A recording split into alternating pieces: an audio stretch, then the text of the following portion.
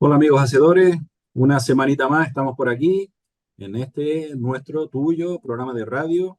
Les habla Carlos Jiménez con nuestra compañera Presen Simón y también evidentemente con nuestra super compi Dulce María Facundo. Hola Presen, ¿qué tal? ¿Cómo estamos hoy? Y preparadas, imagino que con ganas de hablar de los temas súper interesantes de los que vamos a abordar hoy. Pues sí, ya con muchas ganas, que hacía tiempo que no estaba por aquí y me apetecía muchísimo compartir con todos los oyentes, con todas las personas que nos siguen semana a semana y, como bien dices, de hablar de todos estos temas que son candentes de actualidad y que interesan muchísimo a la sociedad en general. Así que encantada. Bueno, pues empezamos, si te parece, hablando de todo ese trabajo que estás realizando ahora mismo con el tema de la igualdad, el acoso laboral, etcétera, en las empresas. Cuéntanos un poquito. Esto es un tema súper candente en la sociedad y no sé si en tu experiencia en el día a día, pues ve, no sé, cuéntanos un poco tu experiencia, si esto va calando, si no va calando, si las empresas entienden que esto es un tema necesario. Cuéntanos un poquito tu experiencia y para ver cómo se está abordando, sobre todo aquí en la sociedad canaria, ¿no? Este tema de la igualdad y del acoso. Ujú. Bueno, yo diría que hay como dos partes. La primera es la que tiene que ver con la igualdad a nivel legal. A nivel legal, ya pues, si nos remontamos a la Constitución, ya decía en su artículo 14 que la igualdad tenía que ser para todas las personas con independencia de su sexo, de su raza, de su edad. Pero en 2007, como esto no cala en la sociedad, se genera la ley, que tenemos una ley maravillosa, que era la Ley 3/2007, de igualdad efectiva de igualdad efectiva, de igualdad de oportunidades entre hombres y mujeres. Porque esto me gustaría puntualizarlo, porque parece muchas veces que cuando hablamos de igualdad para las mujeres. Pero lo que quiero puntualizar es que la igualdad es de oportunidades para hombres y para mujeres, para ambos sexos, ¿no? Bueno, y no voy a entrar más en el tema de género y demás, porque al final me puedo meter en un jardín muy florido. Pero bueno, a partir de ahí, en esta ley de 2007 se recomendaba a las empresas que hicieran sus planes de igualdad, porque la ley entendía, entre otras cosas, que las empresas podrían ser un mecanismo muy potente para trasladar toda esta necesidad de fomentar la igualdad, de hacer que la igualdad efectiva entre hombres y mujeres llegara, ¿no?, a la sociedad y se expandiera de una manera amplia. Recomendaba que las empresas tuvieran sus planes de igualdad, pero la realidad es que muy pocas empresas, un porcentaje muy pequeño de empresas, en aquel entonces hicieron sus planes de igualdad y en 2019, bueno, pues sale una nueva regulación concretamente tres reales decretos que ya sí que inciden en que efectivamente las empresas de más de 50 trabajadores tienen que tener obligatoriamente sus planes de igualdad, ¿no? Entonces hay un real decreto que es el 902/2020 que habla de cómo tienen que ser sus planes de igualdad, y en otro Real Decreto, el 901, se habla de cómo tienen que ser bueno, que tiene que haber auditorías retributivas, que tiene que haber valoración de puestos de trabajo y demás. Entonces, en principio, a nivel legal estamos cubiertos. O sea, no podemos decir que España no tenga una regulación adecuada. Perdón. Lo que sí que es cierto, y de lo que yo me estoy dando cuenta, es que cuando llegamos a las empresas, pues esto que al final se palpa, bueno, pues obligatoriamente yo como empresa tengo que realizar ciertas acciones, ¿no?, para cumplir con mi plan de igualdad.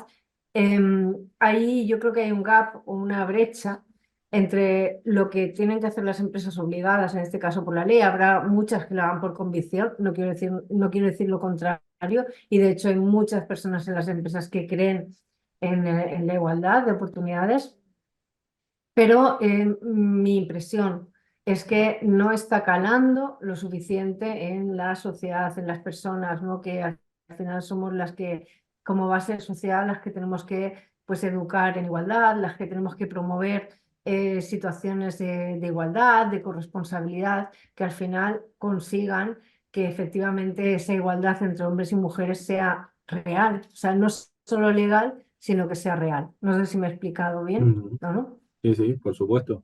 Y comentas además un tema súper interesante porque hablas de tu experiencia con las empresas, pero al final las empresas son personas, que son las que están ahí en el día a día y son los que hacen que las empresas funcionen o no funcionen. Entonces, la empresa entiendo que aunque no sea de forma mayoritaria, están propiciando estas formaciones y esta divulgación y sensibilización hacia el tema de la igualdad.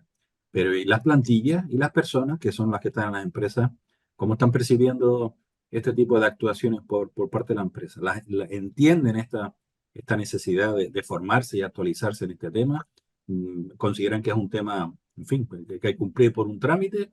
¿O realmente sienten que esto hace falta hacerlo y agradecen, entre comillas, que por parte de la empresa, en este caso, se dé este tipo de actuación? Pues yo me estoy encontrando diferentes sensibilidades porque es verdad que, y yo bromeo muchas veces con esto en las formaciones, ¿no? Cuando llego a la formación le digo a la gente que ya les ha caído el curso de igualdad, ¿no? Porque es como, ya me tocó el curso de igualdad. Pero sí que es cierto que lo que esperan recibir y lo que reciben cuando pasan por la formación es diferente, porque quizás esperan pues una formación que ahonde principalmente en la normativa, en la legislación, en temas que a lo mejor son más engorrosos, ¿no? Yo creo que es importante, o por lo menos el planteamiento que sabes que hacemos en la formación es un planteamiento más didáctico y pedagógico. A mí me gusta que las personas que asisten a la formación entiendan por qué es necesario que todos y todas nos involucremos en hacer efectiva esa igualdad.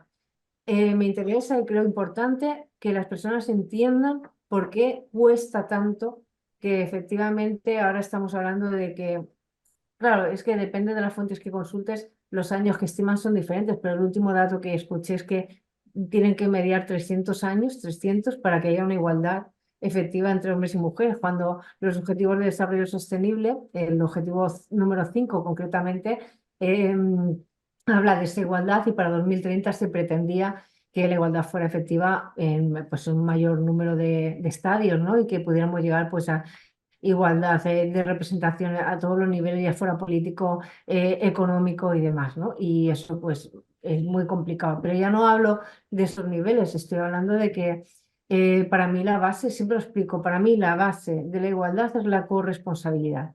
Si hay corresponsabilidad, nosotros impactamos en las empresas. ¿Por qué?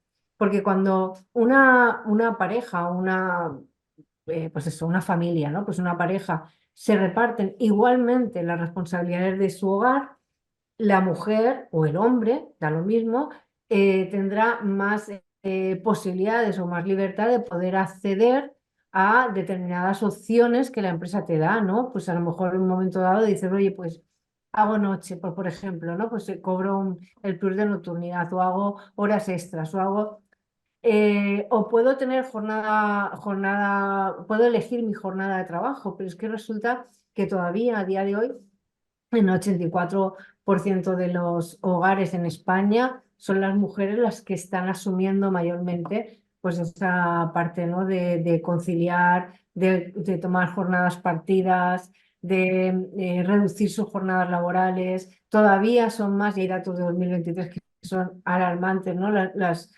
Todavía en un 72% son las mujeres las que se tienen que pedir excedencias por el cuidado no solamente de niños, sino de familiares mayores. Entonces, es verdad que consciente o inconscientemente creo que hay un problema de base y es que la mujer todavía entiende que tiene que asumir esos cuidados, es decir, lo tiene muy interiorizado.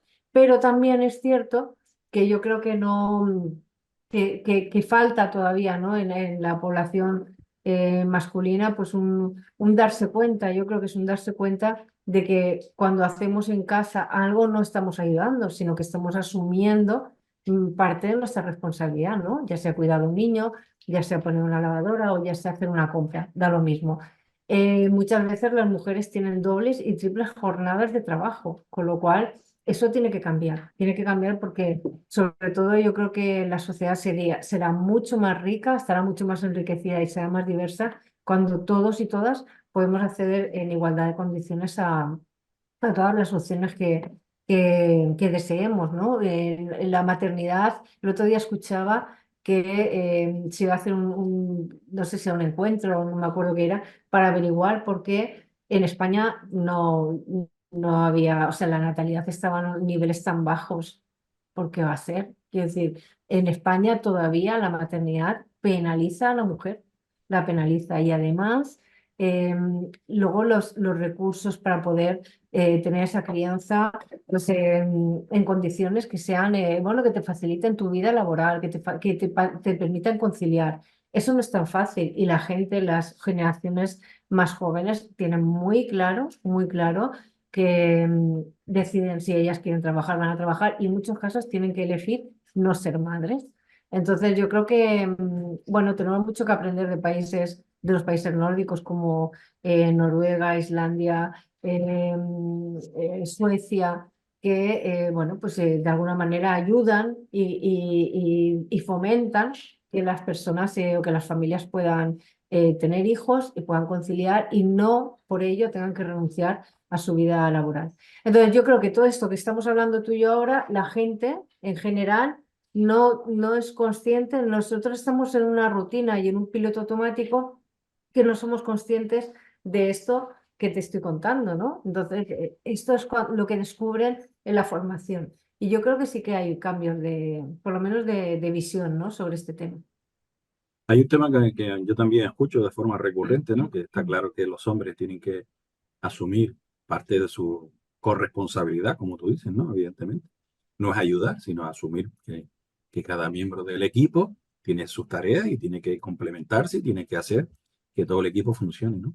Pero también se escucha que en algunos casos igual son las mujeres los que no quieren, entre comillas, ceder ese espacio, esa tarea, esa forma de hacer las cosas, ¿no? Aquello de, no, ya lo hago yo, que lo hago mejor, ya lo hago yo, que tú no sabes, ya lo hago yo. No sé si es una percepción o escuchas tú en algunos momentos, de, no, yo en mi casa la llevo yo, que yo sé hacerlo así, bien y tal. No sé, ¿escuchas tú eso? Yo lo escuchaba en alguna ocasión, que a veces también las mujeres Sí, tienen que sí, sí, ceder, ¿no? En ese sentido, dice, mm, oye, pues si las papas quedan un poco saladas, pues chicos, pues la segunda vez ya no quedarán tan saladas, pero deja también mm. que la otra parte de la pareja también haga cosas y se equivoque, porque en el aprendizaje los errores son parte del propio aprendizaje. Sí, sí, lo comentaba hace un momento que efectivamente tiene que haber un cambio tiene que haber un clip en el cerebro, no solamente en los hombres, sino en las mujeres.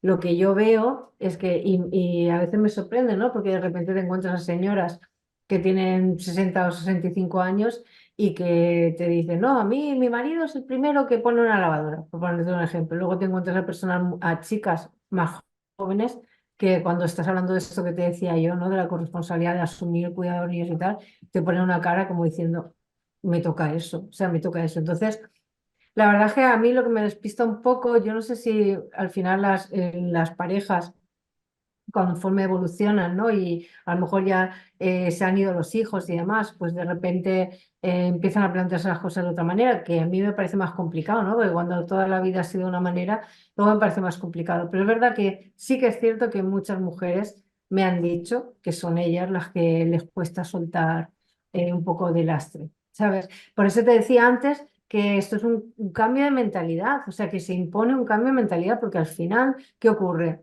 Si tu hija, tu hijo te está viendo cada día que eres tú la que hace A, B, C, D y E y tu pareja hace E y F, pues al final van a replicar esos comportamientos el día de mañana porque es lo que están viendo, ¿no? Entonces, pues al final esos 300 años me parecen pocos, ¿no? Porque si estamos criando o estamos educando mayormente a las mujeres y las mujeres en un porcentaje muy alto siguen asumiendo las labores de cuidado de la casa, de los niños, de los mayores, pues al final los chicos replicarán eso. Y una cosa curiosa que también me pasó en dos casos, no hace mucho, es que dos mujeres me decían, yo he criado a mis hijos, mi hija y mi hijo, exactamente igual. Mi hijo sabe hacer plancha, lava, hace de todo. Y en su casa lo hacía.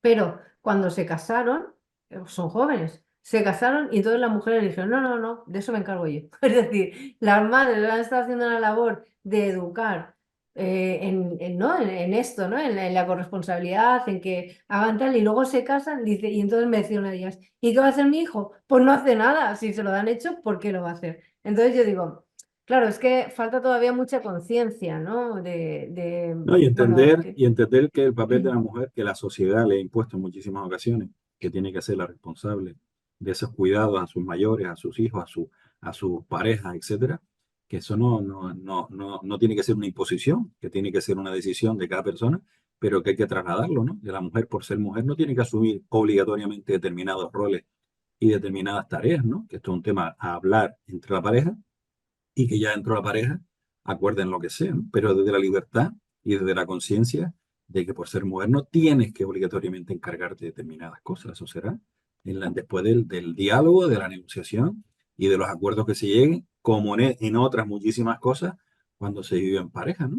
Que tienen que haber unas Ujú, normas, unos acuerdos, unos mínimos, porque si no, ¿cómo van a funcionar, ¿no? Viviendo juntos 24 horas o menos, pues, se trabaja muchas horas, pero ¿cómo se va a trabajar si no están estos acuerdos mínimos y esta forma de funcionar, ¿no? Digo, no sé. ujú. Sí, sí, no, efectivamente. De todos modos, el problema de base y la raíz es que está muy intrincada en nuestra sociedad, ¿no? Yo también comento siempre y digo, porque claro, muchas veces se asocia, ¿no? Porque todavía tenemos profesiones de hombres y profesiones de mujeres. A 2023 hay un ranking en el que todas las profesiones ligadas a cuidados están, hay una hegemonía femenina tremenda. Estamos hablando de porcentajes 80 y tantos por cien, 90 y tantos por cien, increíble, ¿no? Y entonces cuando voy a las empresas se asume que las mujeres hacemos mejor ciertas cosas, ¿no? Porque, bueno, porque es lo que va con nosotros, está ligado a estereotipos y a roles de género. Pero fíjate una cosa, en la prehistoria se ha demostrado que las mujeres cazaban y recolectaban igual que los hombres. En la Edad Media, los hombres y las mujeres hacían exactamente las mismas funciones y no se miraba si eran más fuertes, si eran menos fuertes. Hacían exactamente lo mismo. En el siglo XVII se dice, no, la mujer al espacio privado, el hombre al espacio público. En el siglo XX, las mujeres se lanzan a trabajar fuera de sus casas, pero siguen trabajando dentro de las casas porque los hombres no correspondieron en la misma medida, es decir, la salida afuera a trabajar no tuvo su correspondencia con la asunción de las funciones que venían haciendo mayormente las mujeres. Por tanto, las mujeres dijeron, no, la liberación es que trabajemos fuera de casa, pero también seguimos trabajando dentro. Quiero decirte que las mujeres y los hombres efectivamente tenemos una diferencia biológica que nos posibilita hacer unas cosas con mayor o menor facilidad, pero también es cierto, y yo que estoy absolutamente convencida de que las profesiones no son ni de hombres ni de mujeres, son de personas que tengan habilidades, competencias, que se preparen, que trabajen duro y que logren eso que quieren lograr, ¿no? Porque ahora vemos a mujeres que entrenan muchísimo y que son súper fuertes para ser bomberos o para ser policías y se matan en un gimnasio y son mujeres que de verdad se lo están trabajando mucho para poder aspirar a algo que tradicionalmente se les ha negado o se nos ha vetado porque nuestra constitución física de partida parece que no se corresponde con los requerimientos de la profesión. Pero yo creo que hay muchas mujeres que ya están siendo referentes, que están demostrando que sí, que la profesión tiene que ver más con tu preparación que con tu sexo, ¿no? Y por eso pues a mí me extraña todavía que no haya muchos más hombres en educación. ¿Por qué no más hombres en educación, no? O que no haya más hombres en enfermería, que los hay, está viendo, pero hay muchas mujeres. Entonces, bueno, yo creo que ahí tenemos que todos y todas dar una Una vuelta de vuelta. tuerca a Sí. esto, ¿no? Y sobre todo yo creo que media reflexión.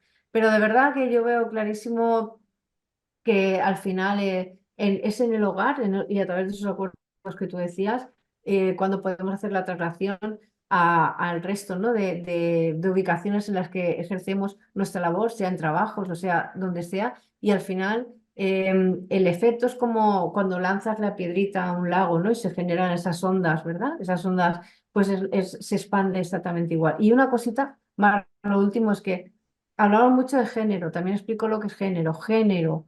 El género es una construcción social. Y les hago esta pregunta, y te la hago a ti. ¿Tú crees que las obligaciones y los derechos de una mujer y de un hombre en Arabia Saudí son los mismos que de una mujer y de un hombre en España?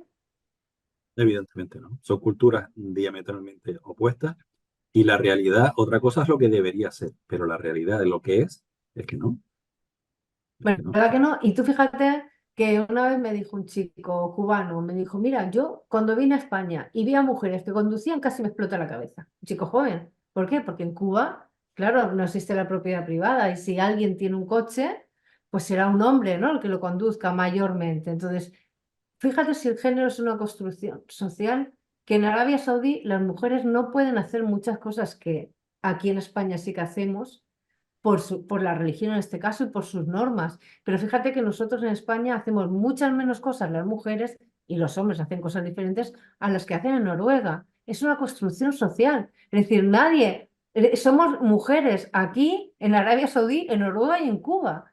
Pero sin embargo, hacemos cosas diferentes en un país y en otro, igual que los hombres, ¿verdad? Entonces, lo que te quiero decir es que al final vivimos o percibimos lo que podemos hacer y lo que no podemos hacer bajo un constructo social que está muy arraigado, ¿verdad? En nuestra, bueno, pues en la forma, ¿no? En la que tenemos de vivir, de desarrollarnos, de criar. Y al final eso es lo que perpetúa que haya desigualdades. Por eso todavía me reafirmo mucho más cuando digo que una profesión no es de hombres ni de mujeres. Al Mm. final depende de la cultura. Hay una cosita también que hay muchas mujeres que consideran que les gusta hacer de ama de casa, vamos a llamarlo así, ¿no? Que les gusta hacer la comida, que les gusta lavar, planchar, en fin, tener la casa, lo que ellas consideran que tienen que hacer. Y veo que a veces se sienten atacadas porque consideran que no tienen por qué hacer eso. Pero vamos a ver si a esas personas les gusta. Lo relaciona también con el tema de las nuevas tecnologías, la formación en tecnologías, ¿no? Que muchísimas, hay pocas mujeres con el tema, ¿no? Y parece que las mujeres tienen que tener la obligación de empezar a estudiar esas carreras, ¿no?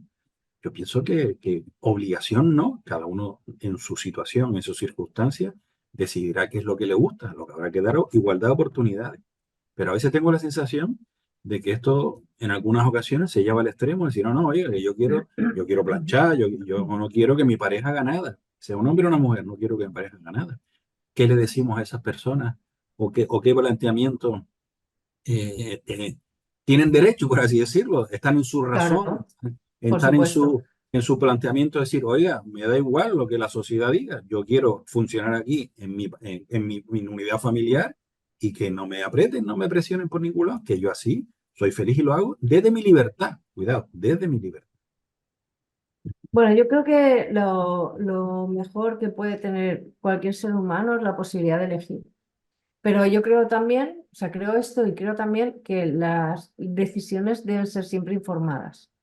Entonces, cuando tú decides libremente que quieres, imagina, trabajar fuera de casa y trabajar dentro de casa, y sabes, o sea, que te atienes, asumes que vas a hacer eso porque es lo que quieres hacer, yo creo que nadie tiene el derecho de criticar tu decisión. Igual que nadie tiene el derecho de obligar a nadie a que estudie ciertas profesiones. Sí que es cierto que lo que es evidente es que necesitamos que haya más referentes, ligado a lo que decías de ciencias, en Claro, ciencias o tecnología, para que las niñas y las mujeres sepan que pueden hacer eso. Solamente por eso. Y cuando tengamos más referentes, pues entonces diremos, oye, ¿y por qué no? No habrá que obligar. Diremos, lo tradicional y lo normal es que haya mujeres en ciencia y tecnología, ¿no? Entonces, yo creo que todavía nos queda mucho camino por recorrer, pero fíjate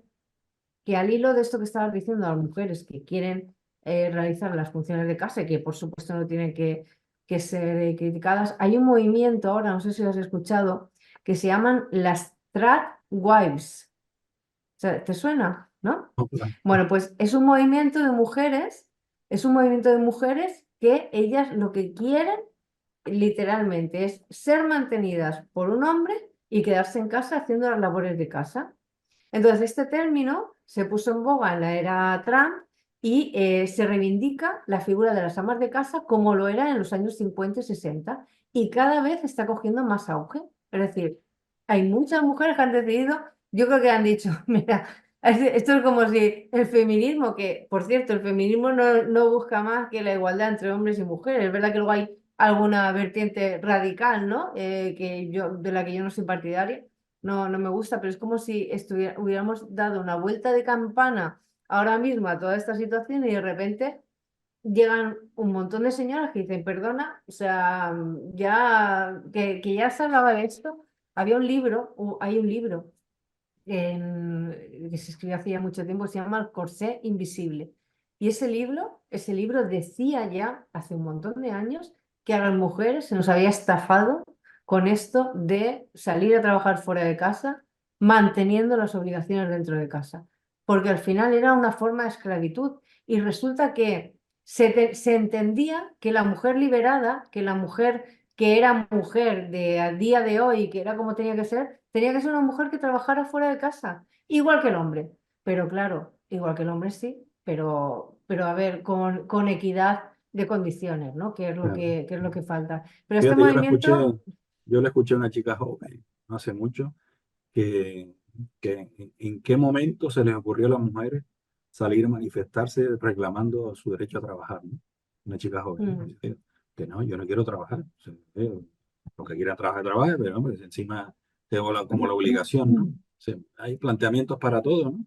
Y como tú decías antes, ¿no? Esa decisión informada, ¿no? O sea, yo quiero hacer esto y luego desde mi absoluta libertad, con conocimiento de causa, y yo considero que mi vida tiene que ser esta, igual que considero que mi vida tiene que ser otra, pero a partir de ahí, la libertad de opciones, que es lo importante, creo yo, en esta vida, tener libertad de elección y de tener opciones sobre las que poder elegir, y que cada persona en su conciencia y en su libertad decida, sin hacerle daño a nadie, por supuesto, ¿no? A otras personas, decida lo que hace, pues, desde la libertad y de la autoconciencia, ¿no? Que creo que es lo importante, en definitiva, ¿no?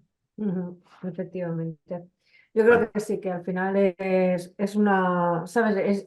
Forma parte de nuestros derechos tener esa posibilidad de elegir, pero yo creo que para elegir, y tú lo sabes bien, y nosotros siempre decimos, tenemos que estar informados de todo y tenemos que tener decisiones con criterio, ¿no? Y hacer efectivamente lo que creamos mejor con criterio, siempre con criterio, ¿no? Yo creo el de cada uno, sí, pero que no sea que no sigamos en un movimiento borreguil, ¿no? De seguir a lo que hagan los demás, porque es lo que hacen los demás, ¿no? Que cada uno de nosotros y de nosotras tomemos decisiones que sean adecuadas y coherentes con nuestra forma de pensar y nuestra forma de vivir y de contribuir también a la sociedad.